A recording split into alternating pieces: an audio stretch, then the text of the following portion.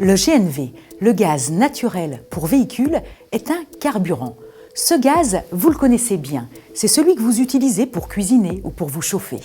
Oui, rouler au gaz naturel, c'est non seulement possible, mais c'est aussi économique et écologique.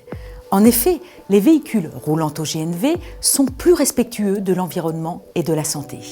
En moyenne, ils émettent 20% de CO2 en moins que les véhicules essence et jusqu'à 85% de particules fines en moins que les véhicules diesel construits avant le 1er septembre 2014. Avec plus de 18 millions de véhicules en circulation, le GNV est le premier carburant alternatif au monde.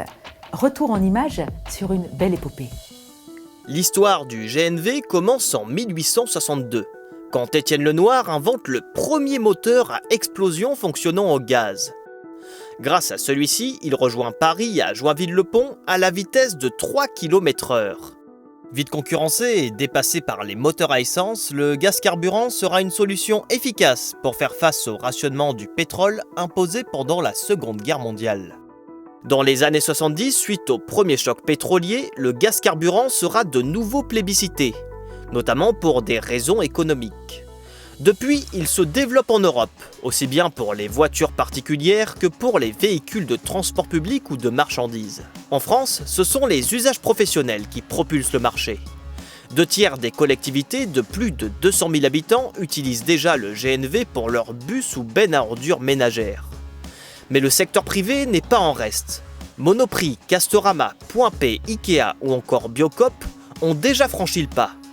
Keolis, quant à lui, opère la plus grande flotte de cars et autobus roulant au GNV, soit 998 véhicules. Mais Carrefour va encore plus loin et utilise désormais du biométhane carburant ou bio-GNV pour faire rouler sa flotte de camions de livraison. En 2030, la FGNV prévoit en France un réseau de 1500 stations qui permettront de ravitailler près d'1,7 million de véhicules GNV.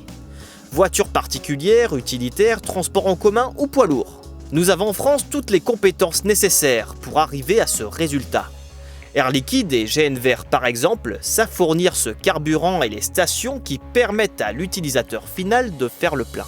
Si le GNV est d'ores et déjà une solution efficiente pour une mobilité durable, cette filière peut aussi contribuer à l'autonomie énergétique des territoires et créer des emplois.